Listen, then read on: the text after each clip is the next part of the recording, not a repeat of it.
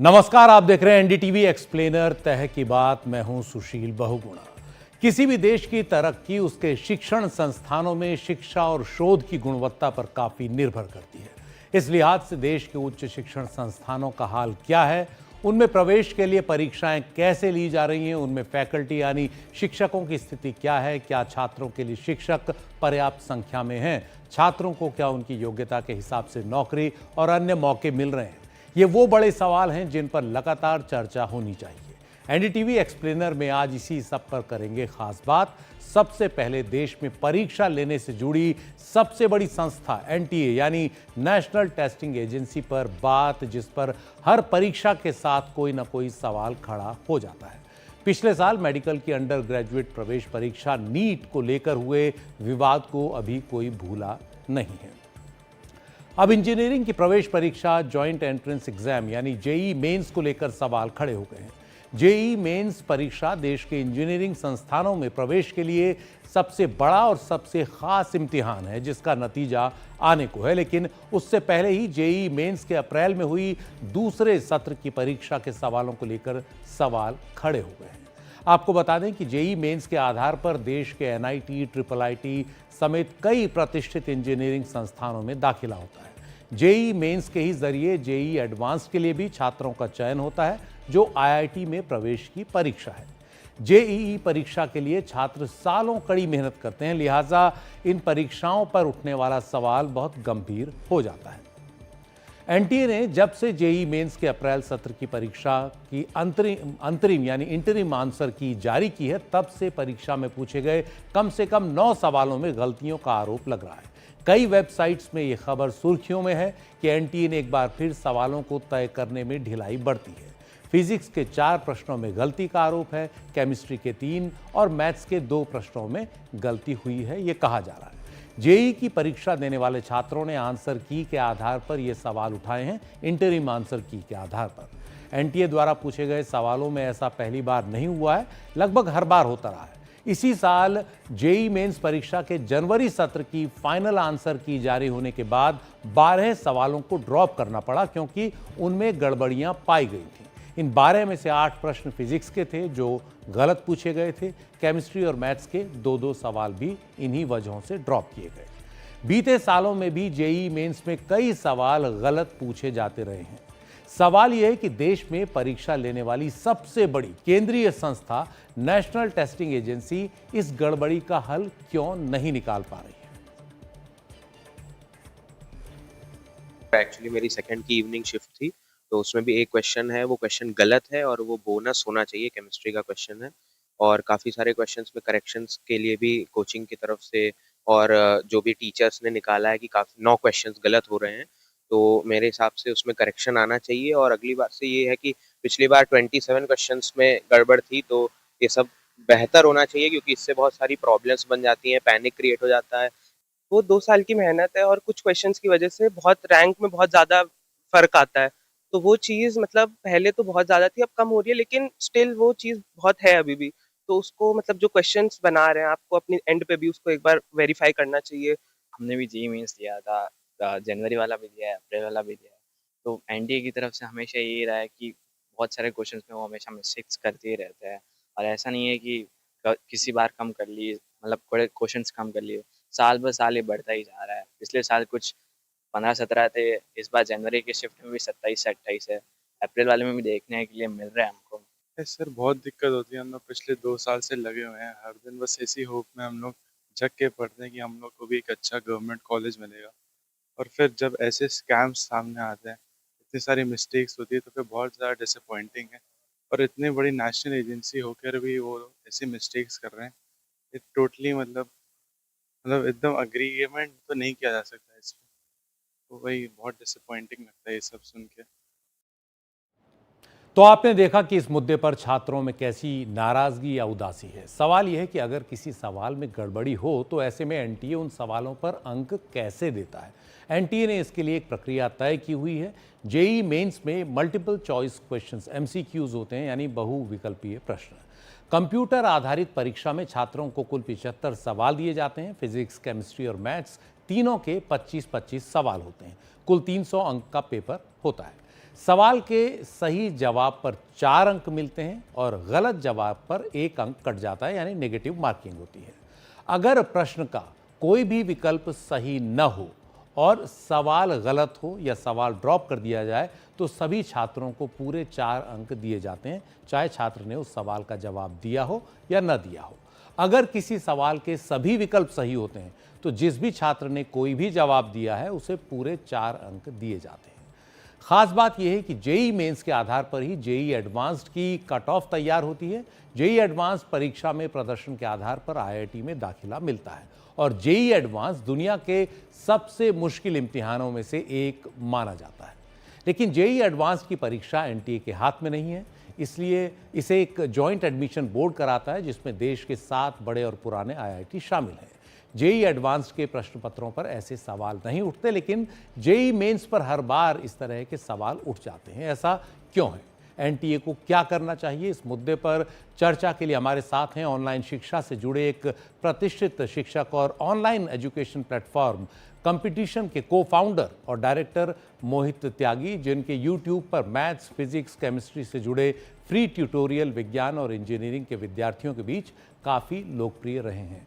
मोहित त्यागी, आपका बहुत बहुत स्वागत है इस कार्यक्रम में। मेरा पहला सवाल आपसे ये है कि एनटीए की जेईई मेंस के प्रश्न पत्रों में जो गड़बड़ी लगातार हो रही है, पिछले सत्र में 12 सवाल ड्रॉप हुए, इस बार 9 सवाल ड्रॉप हो रहे हैं, तो इसे आप किस तरह से देखते हैं? क्या आपको लगता है कि प्रश्न पत्र बनाने के काम में जो गंभीरता दिखनी चाहिए उसमें कमी आई है?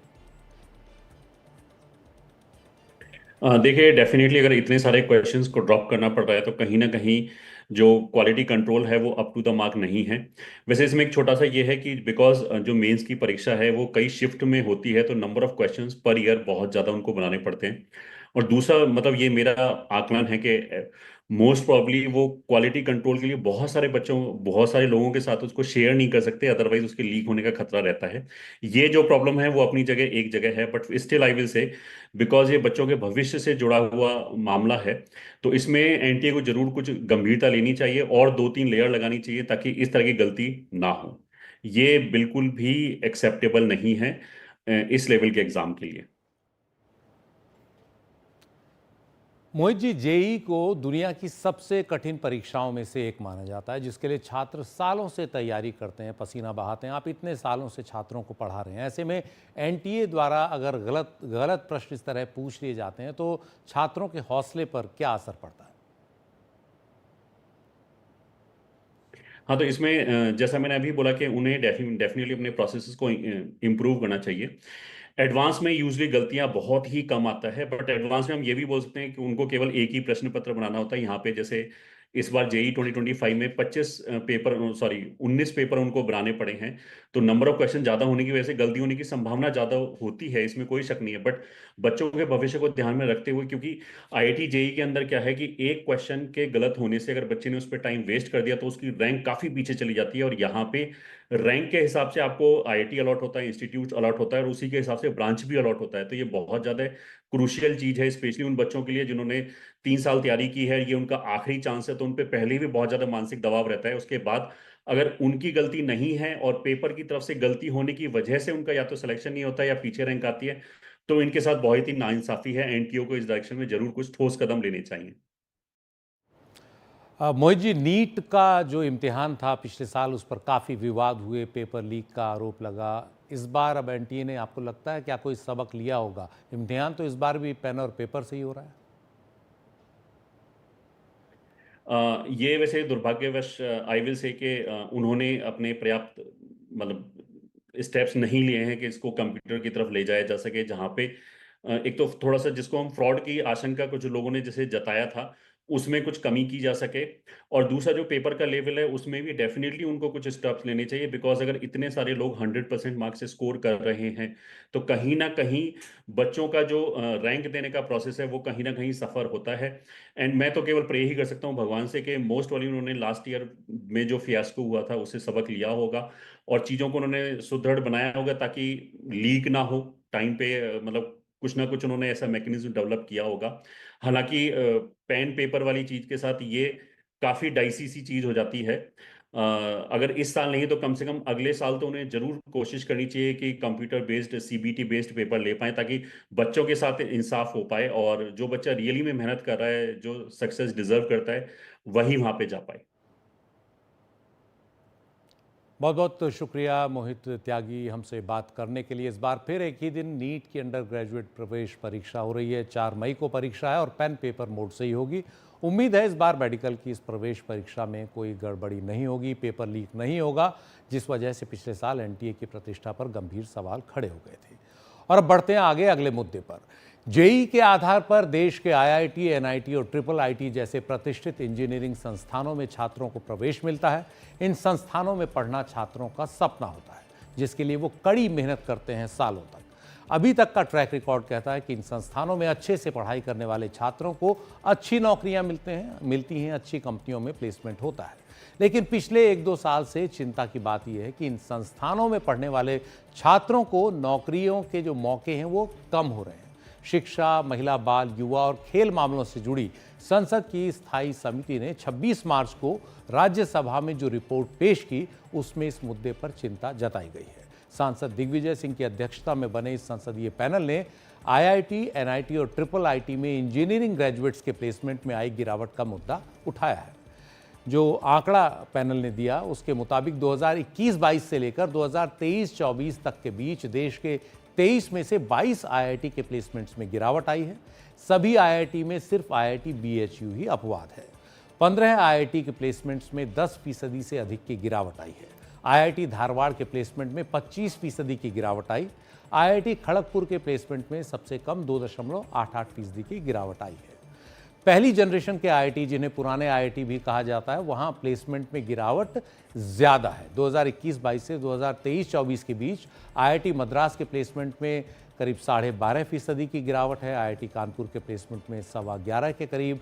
बाकी आईआईटी में भी आप देख सकते हैं इस बार ग्राफ के जरिए 2021-22 में जो प्लेसमेंट थे वो 2023-24 में नहीं है, बार नीचे ही गिरा है। सिर्फ आईआईटी बीएचयू ही इनमें अपवाद है, जहां 2021-22 के मुकाबले प्लेसमेंट बढ़े हैं। हालांकि 2022-23 के मुकाबले वहां भी प्लेसमेंट 7.5% गिरा है।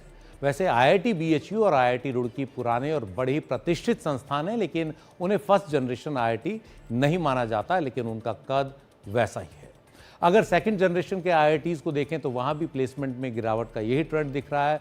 यहाँ कई आईआईटी हैं जहाँ 2021-22 के मुकाबले 2023-24 में प्लेसमेंट में 10% से अधिक की गिरावट आई है। पुराने आईआईटी से होड़ करते आईआईटी हैदराबाद में 17.19% की गिरावट प्लेसमेंट में देखी गई। आईआईटी मंडी के प्लेसमेंट में 14% के करीब गिरावट है। आईआईटी रोपड़ में 13% से ज़्यादा की गिरावट है। आईआईटी इंदौर के प्लेसमेंट में करीब 11% की गिरावट है। तीसरी जनरेशन के आईआईटी माने जाने वाले आईआईटी जम्मू में करीब 22% की गिरावट है। आईआईटी तिरुपति और आईआईटी पलक्कड़ में भी प्लेसमेंट में गिरावट आई है।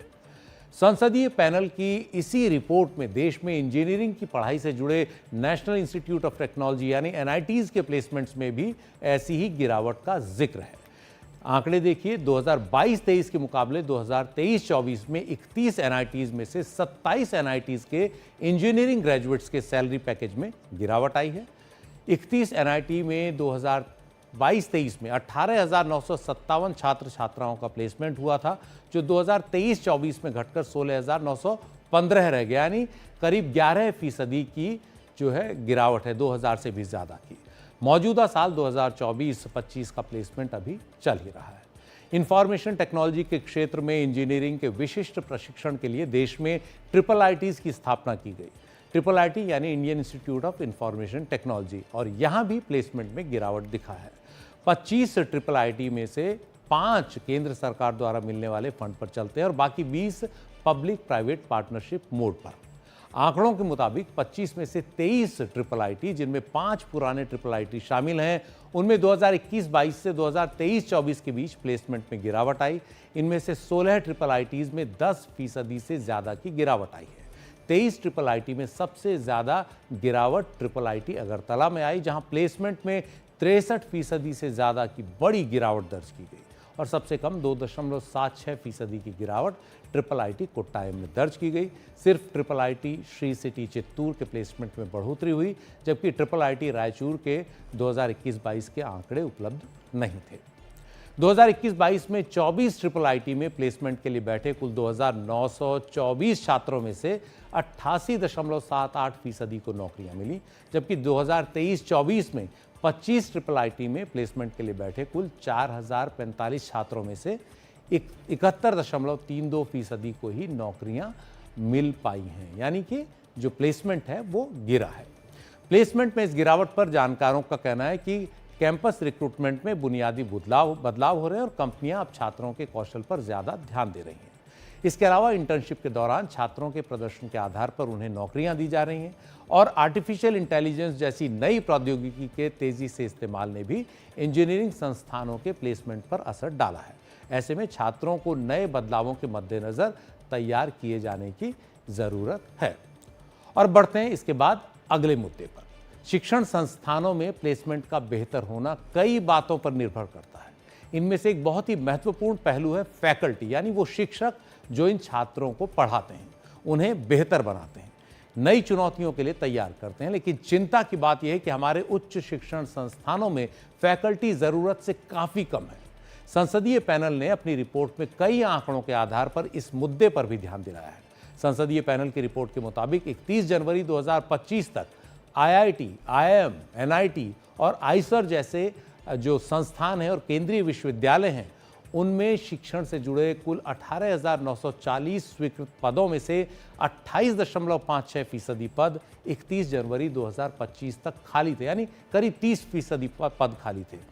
तो शिक्षकों का जो स्वीकृत पद है उनमें से हर 4 में से 1 से ज़्यादा पद जो है खाली पड़ा है और ये बड़ी चिंता की बात है। वैसे ही छात्र शिक्षक अनुपात देश में काफ़ी कम है और अगर उच्च शिक्षण संस्थानों में शिक्षकों के इतने पद खाली होंगे तो ये देश के भविष्य के साथ खिलवाड़ से कम नहीं है। संसदीय पैनल ने इस मुद्दे की और गहराई से पड़ताल की। पैनल की रिपोर्ट के मुताबिक IIT, IIM, NIT, आइसर और केंद्रीय विश्वविद्यालयों में प्रोफेसर स्तर के 2,540 स्वीकृत पदों में से 56.18% पद खाली पड़े हैं, यानी प्रोफेसर स्तर के आधे से ज़्यादा पद खाली हैं। उच्च शिक्षा में प्रोफेसर का पद सबसे वरिष्ठ पद है जो किसी भी संस्थान की गुणवत्ता की दशा दिशा तय करता है, डिपार्टमेंट्स की दशा दिशा तय करता है। आगे और सुनिए, मध्यम स्तर पर जो आते हैं एसोसिएट प्रोफेसर, 5,102 पदों में से 38.28% पद खाली पड़े, यानी 10 में से 4 पद खाली हैं। उच्च शिक्षण संस्थानों में असिस्टेंट प्रोफेसर्स की बात करें तो उनके 11,298 स्वीकृत पदों में से 17.97% पद खाली हैं, यानी कि इतने फीसदी माने हर 10 में से 2 पद खाली हैं। तो देश के इन उच्च शिक्षण संस्थानों जिनमें कई तकनीकी संस्थान हैं, वहाँ शिक्षकों का इतना कम होना छात्र शिक्षक अनुपात को प्रभावित करता है और शिक्षा की जो गुणवत्ता है, क्वालिटी है, उसे भी ये प्रभावित करता है। और एक और इस संसदीय पैनल की रिपोर्ट में मुद्दा है जो ध्यान दिलाया गया है, केंद्रीय विश्वविद्यालयों में आरक्षित पदों के बड़े पैमाने पर खाली होने पर भी सवाल उठे हैं। जैसे ओबीसी के लिए 3,652 पदों में से 1,521 पद खाली हैं। इसी तरह अनुसूचित जाति के लिए आरक्षित 2,315 पदों में से 788 पद खाली पड़े हैं। अनुसूचित जनजाति के लिए आरक्षित 1,154 पदों में से 472 पद खाली हैं। और पैनल की रिपोर्ट के मुताबिक केंद्रीय विश्वविद्यालयों में नॉन टीचिंग स्टाफ के लिए आरक्षित पदों में भी काफ़ी पद खाली पाए गए हैं। तो ये अपने आप में शिक्षा, खासतौर पर उच्च शिक्षा व्यवस्था का जो हाल है, जो उसकी स्थिति है, उसको बयान कर रहा है। NDTV एक्सप्लेनर में आज इतना ही। नमस्कार।